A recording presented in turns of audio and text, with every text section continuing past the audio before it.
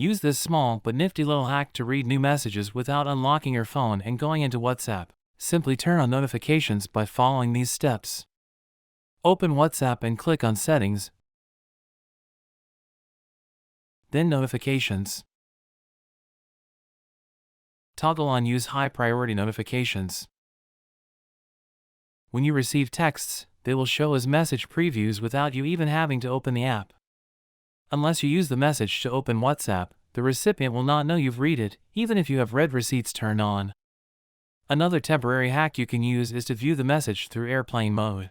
When you receive a message and see the preview through the notification panel, you may not be able to see all of it if it's a longer message or series of messages. In this case, you can enable airplane mode then open the message fully on WhatsApp. However, in this case, the moment you turn on data or connect to Wi-Fi again, the read receipts will appear as blue ticks. Airplane mode will only delay the blue ticks which will eventually appear.